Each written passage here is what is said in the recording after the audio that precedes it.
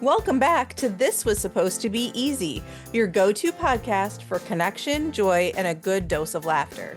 Hosted by two friends who've seen enough of life to know that it's never as simple as it sounds. Or looks. Each conversation celebrates the diverse journeys we travel, the moments of bravery, the strength we didn't know we had, and the joy we find along the way. Because let's be honest, life is full of things that were supposed to be easy, but turned out to be harder. And definitely funnier Than we thought. This is Amy. And this is Cheryl. And if it were easy, we wouldn't be here. If you joined us for part one, you heard Rhonda Meyers share her incredible journey from starting a childcare program in her basement to building multiple successful businesses, all while staying deeply connected to her values and her heart for early childhood.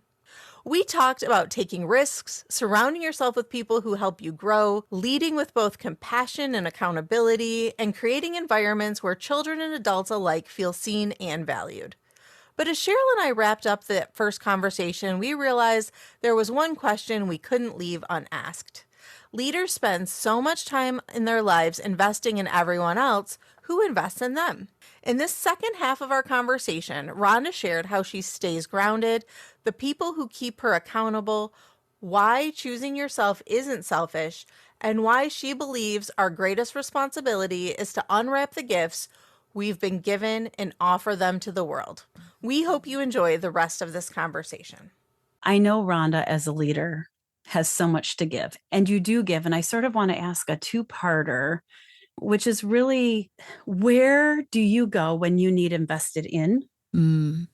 And then help me remember the follow-up, which is outside of heartfelt. Are there ways that you're investing in others? Yeah, that's a good question. So how do I stay true, get called out, hold myself accountable, and get fed when I'm drained? Some, I lean on my friends from elementary and middle school who are my lifelong friends. They know how to say tough things because they've known me since I was 10, right? That's a certain kind of safety that you have. I belong to an organization called Entrepreneurs Organization. And the reason I joined, there's a lot of benefits to belonging. But I am a part of a forum group of 5 other business owners. We meet every month. Here's what I like about this accountability versus some others. People are like, oh, I want to be in a mastermind group. Look, you're either in or you're out. You show up. So one of the things for me is loyalty. If you make a commitment to me, you got to honor that. And so I'm going to honor it. And so I'm with this group of people. We have a shared agreement. We show up every month, usually on a Monday.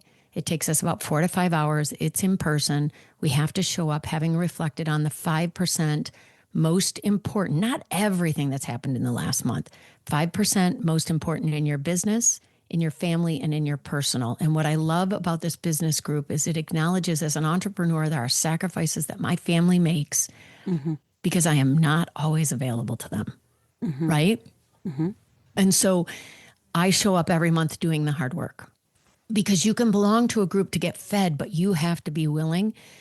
It's like, you know, if you only pray when it's really, really bad, like, I really want this to not happen, you know, and then there's the gratitude piece. And so for me, a regular diet, because I tend to be like, ooh, I got a great new idea, and then I'm on to the next new idea. I need some routine in my life that holds me accountable. I will join professional groups and go, like, I just signed up to attend a conference. It's a first-time conference in early childhood for owners. And it's got a unique perspective because it is health. So there'll be yoga at sunrise, and there'll be the wellness piece. There's the business piece, and it's an accountability. Like, we're not talking about 50, like, you go to a conference and you have to choose a structure. And I'll explain what I do at conferences that's different. But you can go and not do anything different. You can go to 20 sessions that have great ideas and come back and not do a single one of them. Right. So this conference, we have to show up with one business problem we're trying to work on, and we have to have our action plan while we're done. I like being held accountable because guess what? As the owner, there aren't a lot of people who could be like, you're going to be fired if you don't do that. Right. So I need people to help me be accountable to myself and to my company. Not because ethically I don't want to, but because as an entrepreneur, you can get distracted by the wrong things easily. And so I need somebody to help me be accountable to that.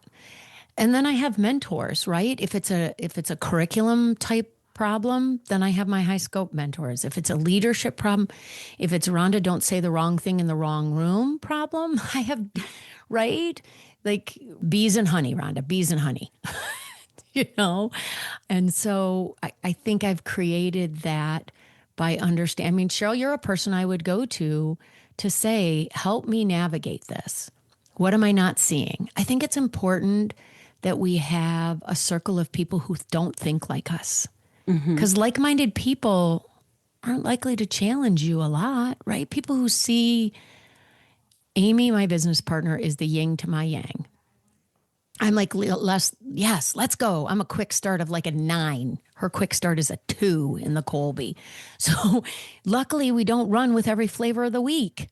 Right. And then, and then you pulled Beth in and she was like, let's go. And you were like, okay, there was the balance this time that let us start another one. And exactly. And so I think getting fed is you have to understand yourself. And the other thing is you need to learn to be with yourself now. I didn't know this until I was in my 50s.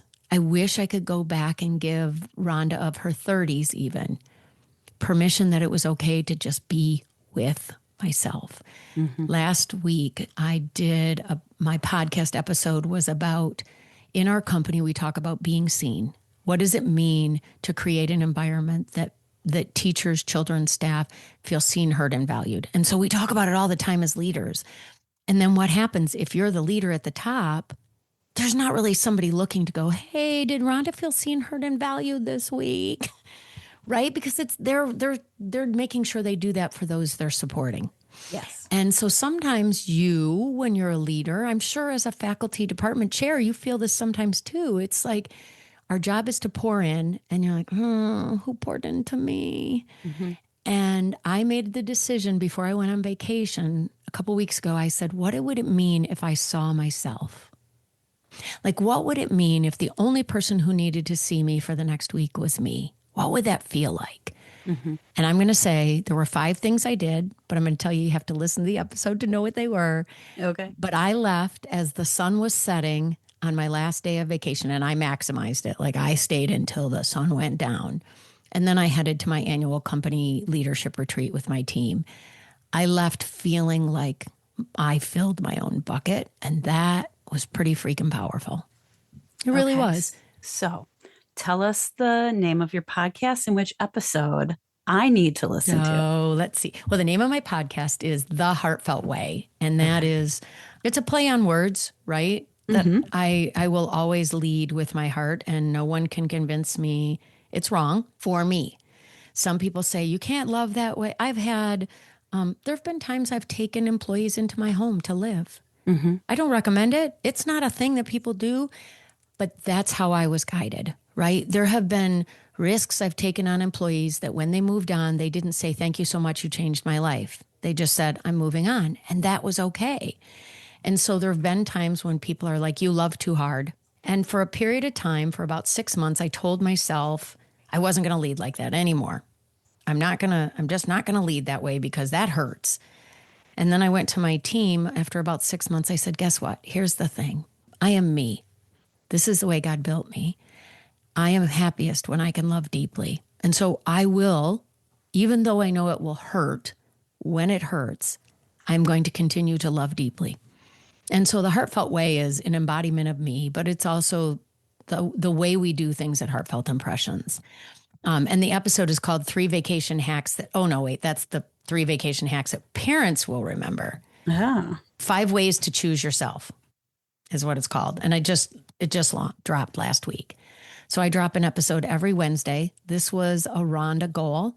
People do podcasts for a lot of different reasons. I always joke and say, it's because I love the sound of my own voice, but it's not true. I mean, maybe a little, but it's because I know I have important things to share. I worry, Cheryl, when we get to this stage in our career, I've watched amazing professionals who've mentored me. And then when they retire, I feel like we lose some of that beauty and magic. And there's so many hungry young leaders and teachers that need to know a space they can go where they'll be seen, heard, and valued in good ways, Mm-hmm. right?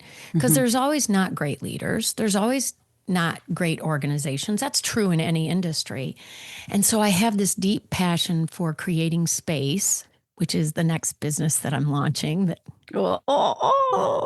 Yes, I will tell you the name of it because I haven't said this out loud publicly. So it's called the Early Childhood Collective.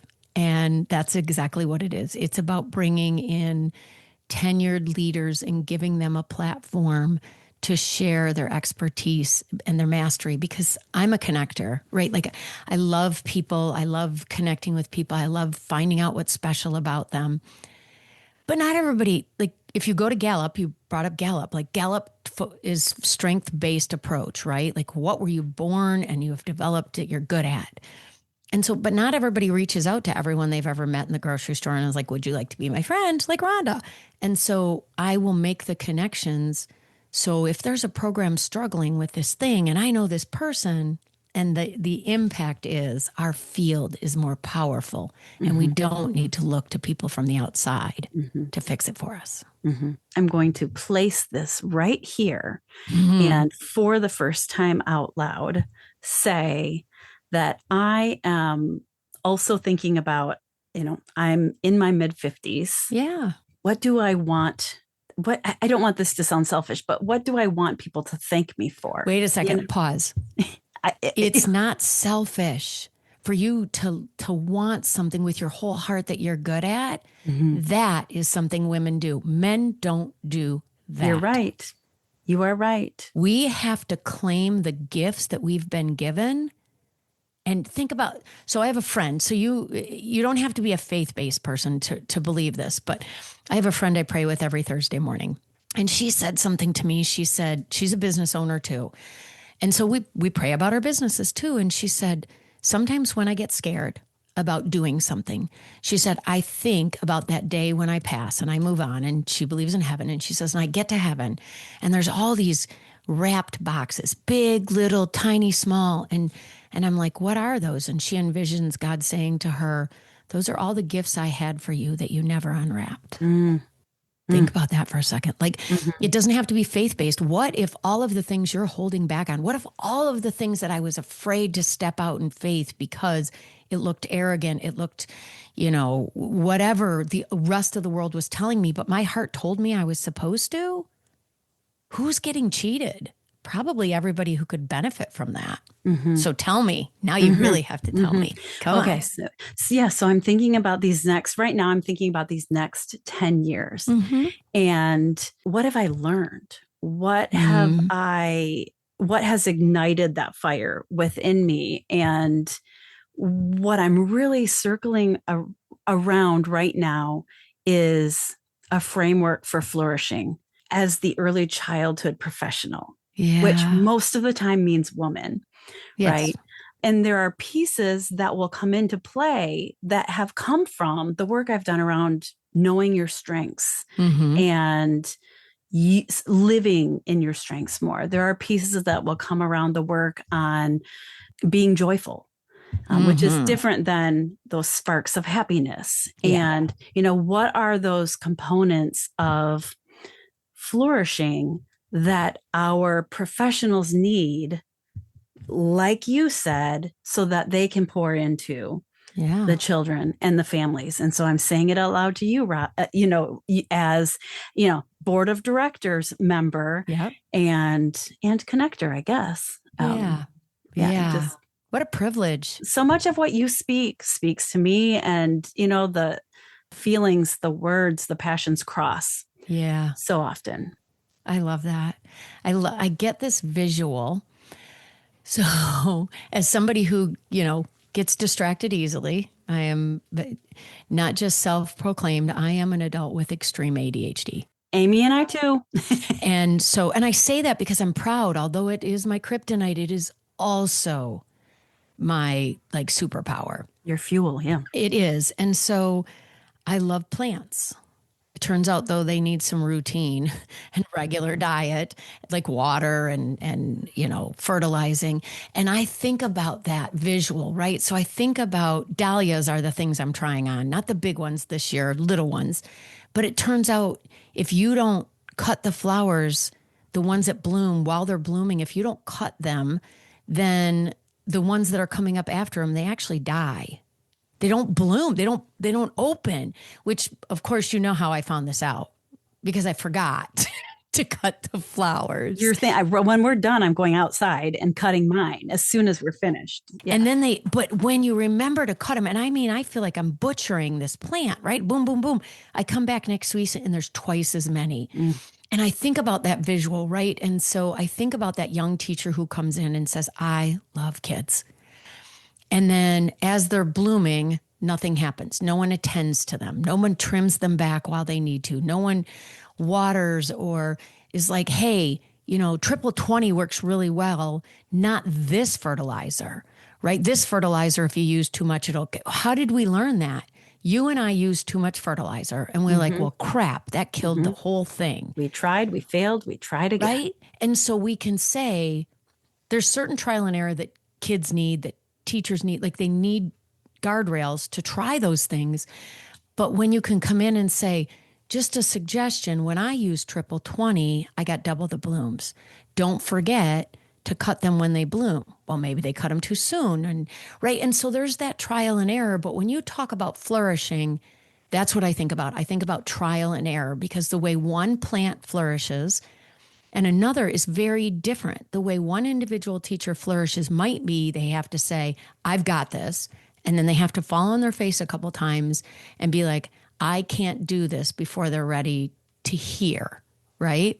Some need us to come alongside them and do it while they watch, right? Some need to do it in private where no one else can see. And so when I think about what it means to create a space to flourish, I can't think of anyone better to do it. I think you draw people to you that want to flourish. I love higher ed. I love learning.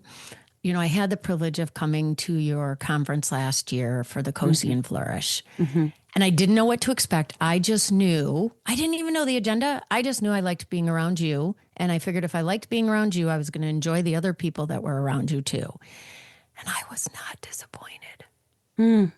You created something organic and like not too many people are like, hey, you can also create origami while you're listening.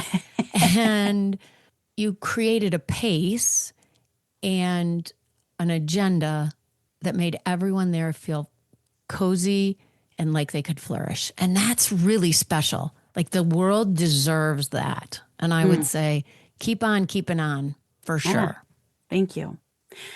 I heard you say that when you were talking about your 5 days of being with you, then you talked about your leadership retreat. Yeah. And I don't know if this is the same leadership retreat that you texted me and said, I've got to tell you about my leadership retreat. But can you tell us a little bit about? I would love to. Because I love the idea of retreating and with retreating with others to grow.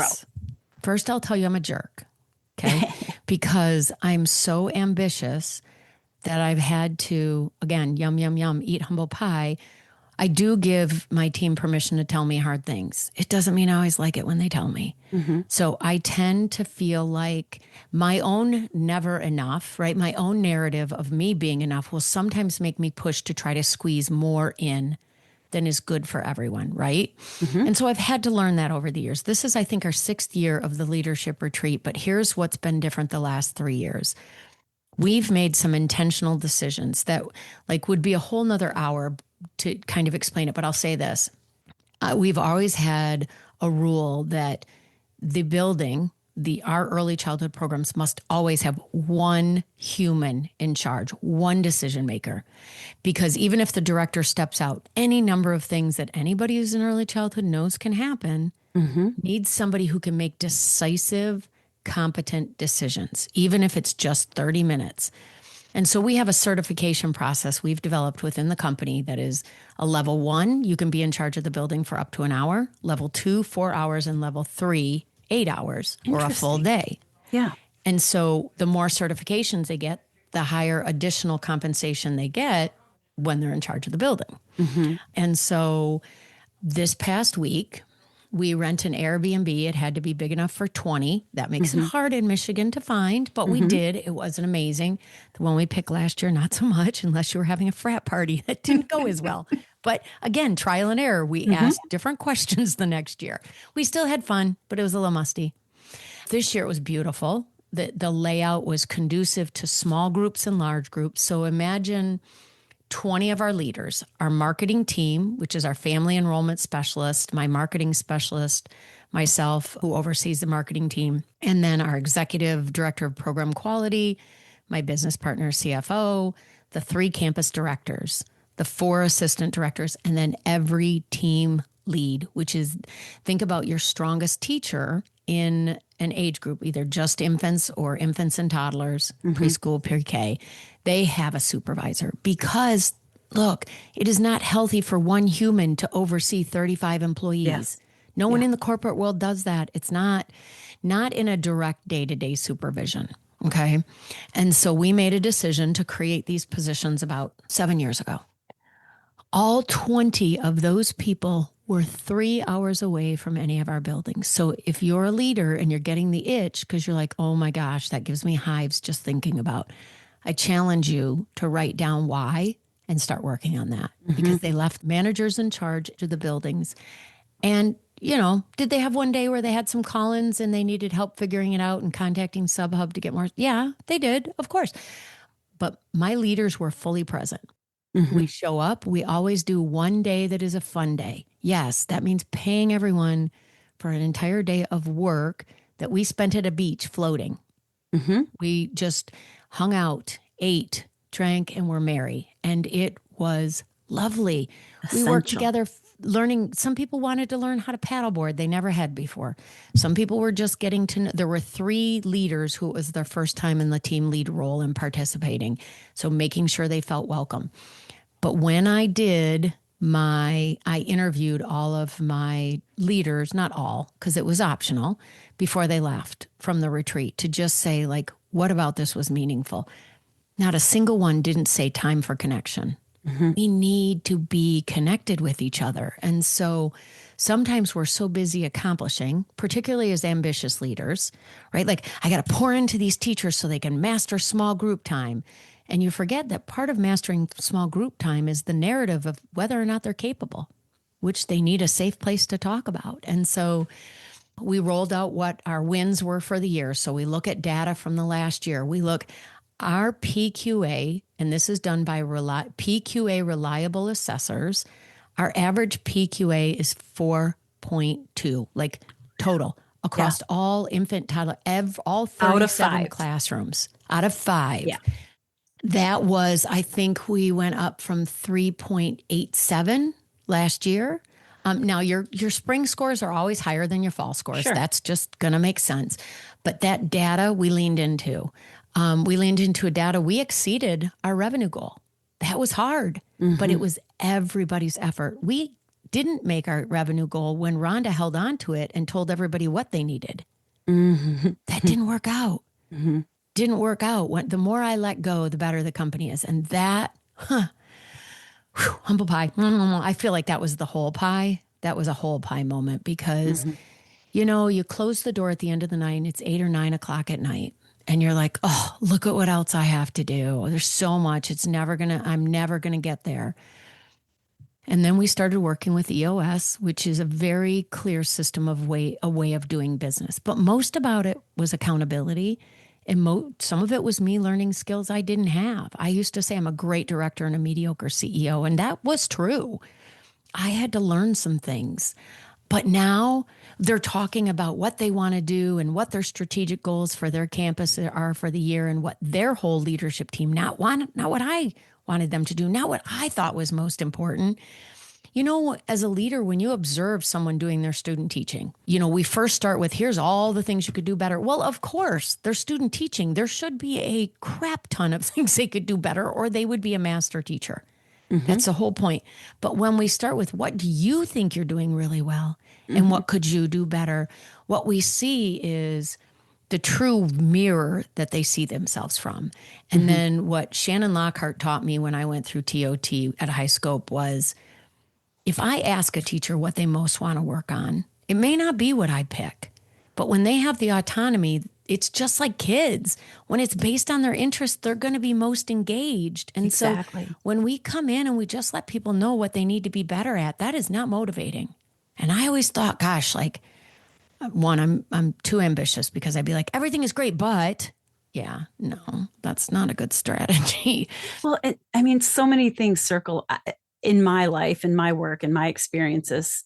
We have these ideas of what are our students, our employees, our teachers should be doing for others, but are we doing the same for them?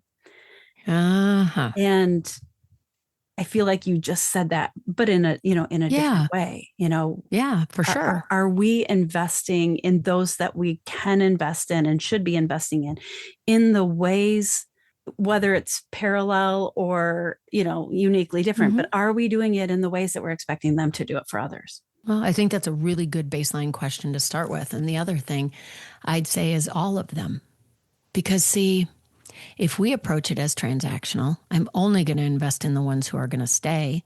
Guess what? They are definitely going to be the only ones who stay. Yeah. Because sometimes what I said earlier is only 50%, more than 50% of people start in early childhood and they think we're just a stopping point. And some people leave early childhood and come back if they've had the right experiences. And everyone has a right to understand, learn, and challenge their gifts and talents.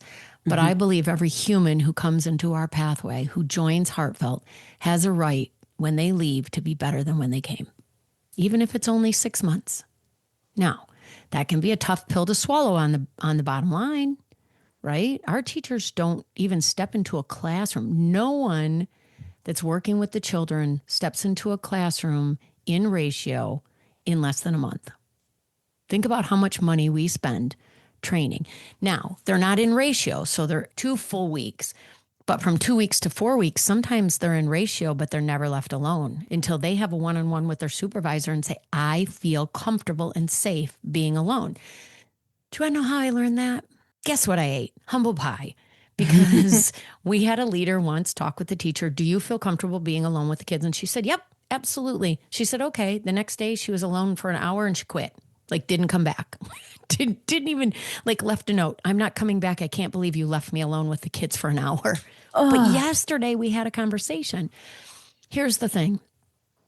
I have learned, this is an area I could be a better leader, is I talk a lot about a lot of different things. So sometimes what I think was important in a conversation is not always what someone else does. But if I do a recap and we write down, okay, what did we talk about that we agreed? You're comfortable being alone with children. Okay, let's both sign this. This is just a document that says we've communicated in the same way and we're on the same page. Since doing that, I've never, knock on some wood, had a teacher leave over that. And I think those small changes are, you asked about the people around you. So it requires me to sit on a podcast and be like, hey, let me tell you this embarrassing thing that happened to me, right? Because I'm not Instagram worthy. And what I mean by that is I'm never going to present only the pretty stuff. I think does a disservice to everyone I love.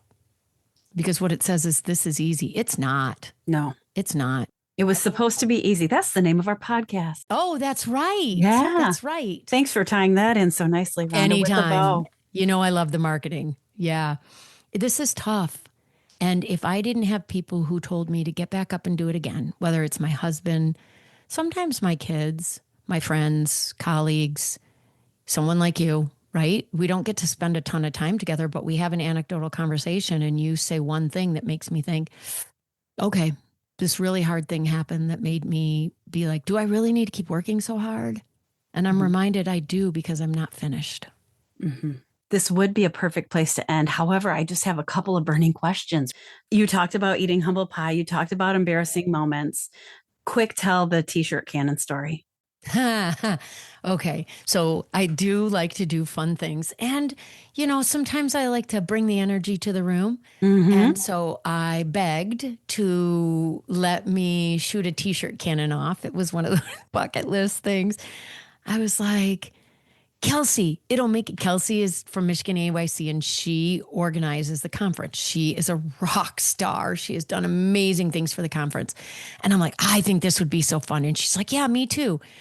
Well, we got into the room we were supposed to be in, and it has all these beautiful glass chandeliers. And the first thing she said to me right before I shot off the cannon was, because I said I should probably do a practice run before people are in.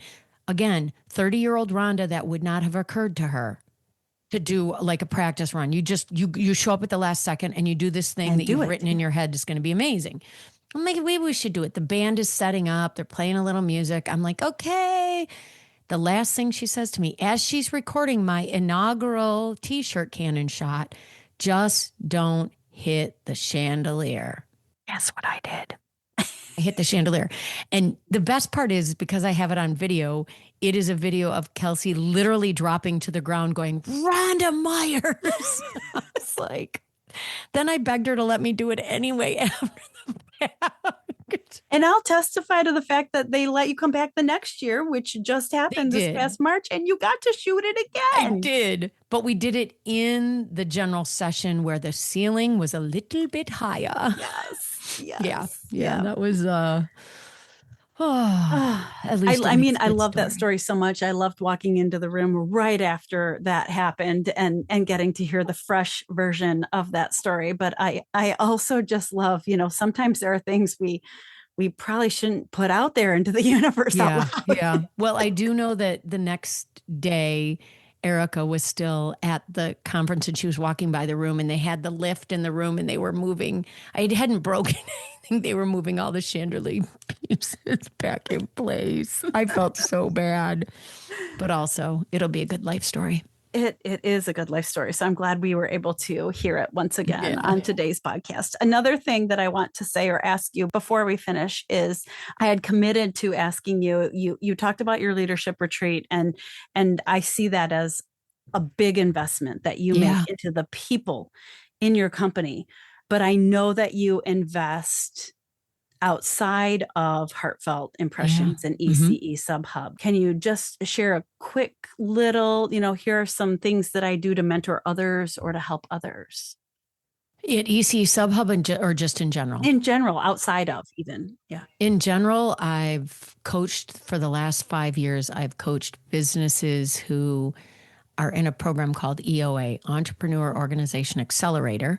And they're trying to grow their business to $1 million in revenue. And so I coach a group of 4 or 5 businesses monthly in, their metrics and accountability to stay on course. And I have done much lighter coaching of one-on-one individuals through ECE Subhub. Our clients will get coaching.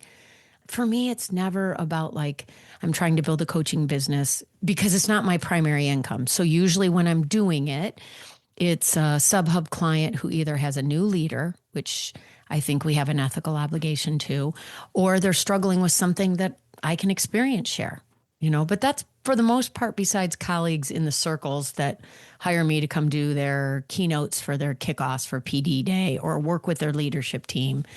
But for capacity reasons, I don't overcommit and underdeliver. Yeah. And I wanted to offer you that opportunity because once again, this conversation isn't just for people who own a business or who are thinking about starting a business, right? No. Like this is about the way that we live, the way that we treat others, the way that we serve. And so just wanted to hear, at least hear that small extra piece, outside of, being on the Arts Council when you don't. I can't even color in the lines. And who wants to, right? Agreed. Who wants to color in the lines? I think that I want to maybe lastly call out what you said about connection and the importance of connection which you already said perfectly. But I will say, I'm working on a project with Amy and with my friend and colleague Holly Hoffman, who and we. I love T-shirt Tuesday, Holly. Thank you. Keep going. And I love that she's talked about that here on this podcast. And so how cool is it that other people also know about Holly's T-shirt Tuesday? Rituals. Yeah, rituals matter. We've been doing some presentations on joyful leadership, on joyful teaching, on being a joyful person. And one of the things that we've collected inside of those presentations are sticky notes where we've asked people what fuels your joy. And we have, I literally can just reach and, this is from one event, the sticky notes that we gathered. And so we have these little piles and have decided that it needs to go beyond our little piles of sticky notes. Let's analyze this a little bit and learn about our early childhood professionals, leaders, students, and those areas of their life that do fuel the joy. And once we started to move the sticky notes into categories, there was a clear winning category that came through as connection with others, with other people, but also connection with our family, connection with our pets. I have an emotional support dog. He's basically my best friend. So important. And actually, Holly and Amy will be at my house in a couple of weeks to truly start to do something with that data. And we'll probably record a podcast. I cannot wait because it's totally giving me a Brene Brown vibe. Do you know when she was researching wholeheartedness, because she talks about this in The Gifts of Imperfection. And then, of course, her TED Talk. If you've never listened to her TED Talk on the power of vulnerability, it is life-changing. But she talked about how she wanted to understand how people who lived wholeheartedly were just so able to embrace joy, right? Like, did they not have as much hardship? And what she realized is they were willing to be vulnerable, right? And you're like, you have to listen to it because when she talks about her own dance with vulnerability, it's pretty funny, like in a Texas kind of Southern, vibe, and I love it. But when you talk about that, the patterns, I said routines matter. As an adult with ADHD, I don't always recognize routines and rituals. But it turned out when my mom passed when I was 42, I realized how important the rituals that my mother had built into our lives were to me. I don't develop those organically. So I've had to, again, this is the learning, make choices. So after 8 years of wanting to launch a podcast, I decided the way I was going to make sure it kept happening is my word for this year, for 2026, is routine. Building routine in my life, because it is a struggle for me. And so every Wednesday I have dropped an episode since December 17th. And that's because it is hard for me. But now my internal clock goes, I got to get going because it's Wednesday and I record on Fridays, but I can't always, right? And so what it does is it starts to build ritual. What I think will be very interesting is that pattern, the more and more data you get, is it'll make it really clear. And then you can say, I choose connection. I know based on this research that connection matters. And then what happens when we start building that into all of the things that we do in early childhood? Our first day at the retreat was because of connection. Did I invest thousands of dollars in that day of connection? Yes. I did. Do I think I get $1 million back in return? 100%. I did it because I believe that is the fuel for the people I care deeply about, which is my leadership team. And if they're well cared for, they call it the ooze. And you'll hear it in some of the series because the first series of my interviews will come out Wednesday. But I didn't know. It's not a heartfelt word because I didn't know about it. So it can't be a heartfelt word. But almost all of them used it, and particularly at the Lake Orion campus, but they call it the ooze. If I feel it, it oozes down. And if they feel it, it oozes down, right? And so it's kind of that bubbling over ooze in a really positive way. And so I would say when we build connection ourselves, because what do we do as leaders? We've got to create opportunities for everyone else to build connection. What if you just made your own connection a priority? Then what? Thank you so much, Rhonda, for sharing with us today. I suspect we'll be begging you to come back in the future. And It's a privilege. based on what you just finished saying and a note that I wrote to myself a bit ago in the conversation, you've hit on what I'm walking away with multiple times in the conversation, which is that every employee, and I'm going to broaden that to friend, family member, person in our world, every employee deserves to leave better than when they came. And what is my role in that? Yeah. Huh. Then I feel like I've provided value in the relationship today. I appreciate your time. It was great spending time with you and Amy, and I look forward to doing it again. Thanks for tuning in to This Was Supposed to Be Easy. Remember, the best stories are the ones we live. Don't forget to like, subscribe, and keep the conversation going, because life may not be easy, but listening in should be. Stay curious, stay connected, and keep wondering.